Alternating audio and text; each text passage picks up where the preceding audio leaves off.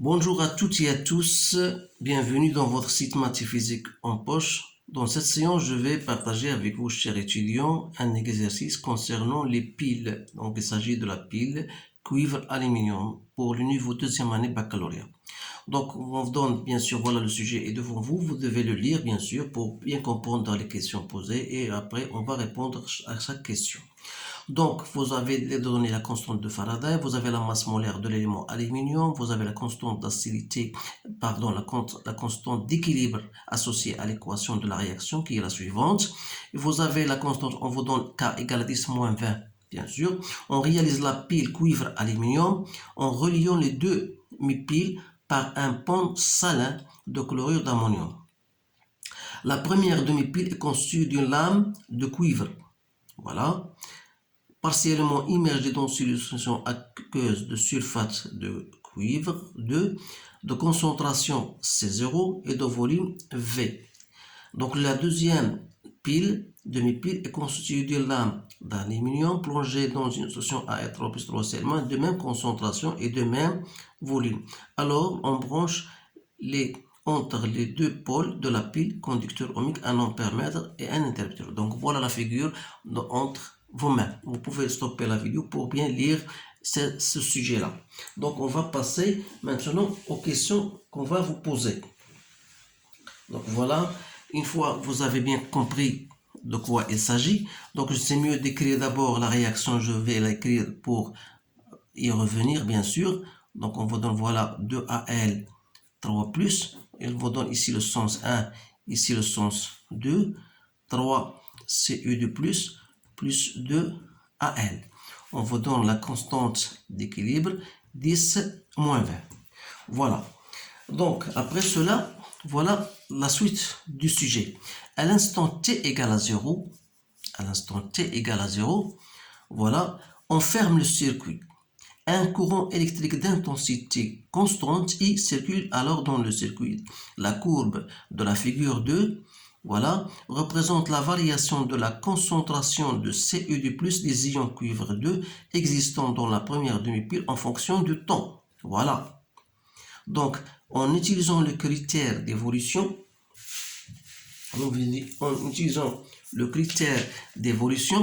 spontanée, déterminer d'abord le sens d'évolution du système chimique constituant la pile. Deuxièmement, donner la représentation conventionnelle, parfois on dit schéma conventionnel, de la pile étudiée. Exprimer la concentration de Cu2+, en fonction de C0, I, V, F et de T. En déduire la valeur de l'intensité et du courant électrique qui passe dans le circuit. Donc, la cinquième question, la pile est entièrement usée à une date TC, montre que la variation delta M de la masse d'aluminium lorsque la pile est entièrement usée s'écrit sous cette forme-là. Voilà l'expression pour calculer delta M. Alors là, pour répondre à la première question, c'est en utilisant le critère d'évolution. Déterminer le sens d'évolution. Donc là, vous êtes amené à chercher ou bien à déterminer Q à l'équilibre initial, c'est-à-dire QRI. Donc c'est quoi d'après la rééquation? C'est Cu2 plus à puissance 3 sur Al 3 plus au carré. Comme ils ont la même concentration C0, donc on aura C02, donc ça sera C0, donc c'est C0. Je peux la déterminer à partir de notre courbe, parce que voilà, on vous donne la concentration de Cu+ en fonction de temps. Alors lorsque t égale à 0, cette concentration, c'est cette valeur-là. Donc vous avez ici une échelle 10 moins 2, ça correspond à 2 carreaux. Donc voilà 10 moins 2, 1, 2, 3, 4, 5. Donc sa valeur c'est 5, 10 moins 2. Donc 5, 10 moins 2 mol par litre. Donc qu'est-ce que vous remarquez? Vous remarquez que QR est très supérieur devant K. Ça veut dire que le système, donc il va évoluer, ou bien il évolue dans le sens qui va, bien sûr, qui va diminuer cette QRI. Donc, ça veut dire que le système, donc, il évolue.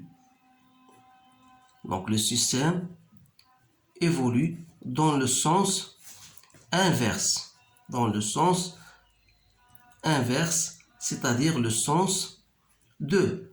Voilà donc votre réponse. Ensuite, ça veut dire quoi dans le sens 2? C'est-à-dire que l'électrode d'aluminium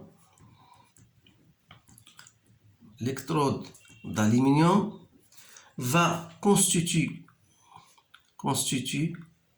donc l'anode, parce qu'il y aura une oxydation, c'est-à-dire on va répondre, donc c'est le pôle moins, et l'électrode de cuivre, elle représente la cathode. Donc qui dit cathode dit pôle plus. Donc c'est ça. Donc puisqu'on a dit que la réaction évolue dans le sens 2, ça veut dire quoi? Ça veut dire que l'aluminium se transforme en Al3+, donc il y aura oxydation. Qui dit oxydation dit perte d'électrons. Qui dit perte d'électrons, ça veut dire que l'électrode d'aluminium représente une anode. Alors là, pour Cu2+, il passe en Cu2+ à Cu, donc il y aura une réduction.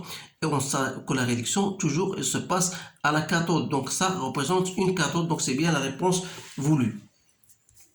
Donner la convention, bien sûr, schéma conventionnel. Donc il suffit toujours de mettre l'anode en premier lieu, donc Al3+, donc on veut toujours mettre un anode, on fait deux traits parallèles, donc Cu2+, Cu. Donc voilà, il faut respecter bien sûr cet ordre-là. Donc ensuite, exprimer la concentration de Cu2+ à un instant T en fonction de ces valeurs-là. Alors vous savez bien sûr, d'après votre figure qui est là, donc vous remarquez bien que la concentration de Cu2+ en fonction du temps est une fonction affine. Donc on peut dire que c'est une fonction affine. Que ça veut dire une fonction affine? C'est-à-dire de type AX plus B. Donc ce sera, on peut l'écrire comme étant, voilà, de type AX. Donc AT, pour moi c'est AT plus B. Donc on peut déterminer A et on peut déterminer B. Voilà.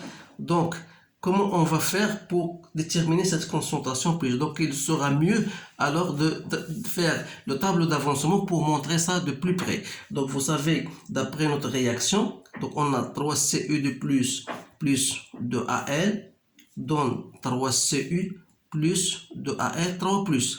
C'est-à-dire à partir si on a un nombre initial de Cu2+, Ni de Al, Ni de Cu, Ni de Al3+.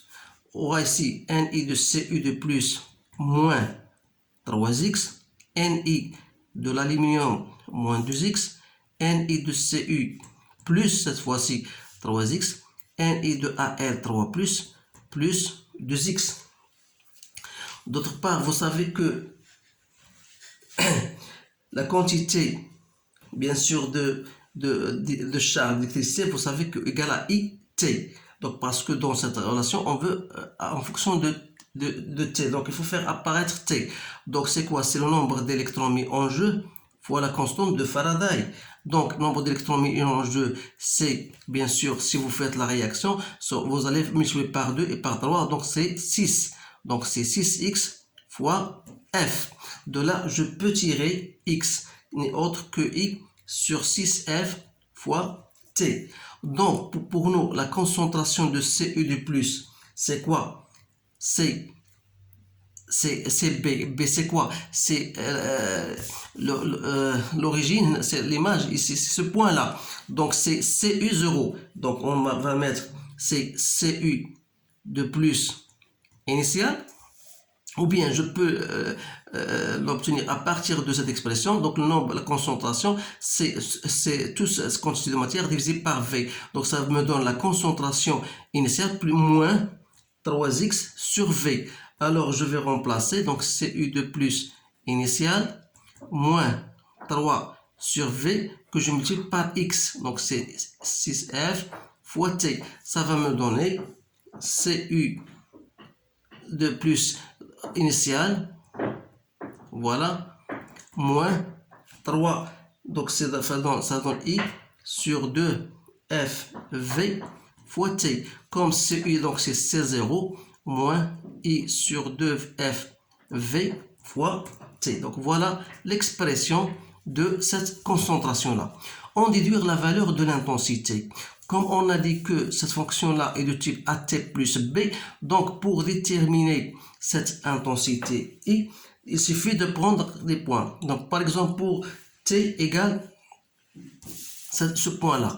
Donc vous avez ici 500, donc voilà 1, 2, 3, 4, 5, donc 500 fois 5, parce qu'on a deux carreaux, ça représente 500 secondes. Donc pour 500 secondes fois 5, c'est-à-dire 2500 secondes, vous remarquez bien sûr que la concentration de CE2+, à ce temps-là, égale à 0. C'est-à-dire que la concentration de CE2+, à ce temps-là, égale à 0. Donc d'après la valeur, bien d'après l'expression que j'ai obtenue ici, ça veut dire quoi? Ça veut dire que C0 moins I sur 2F V fois T, ce temps-là bien sûr, égale à 0.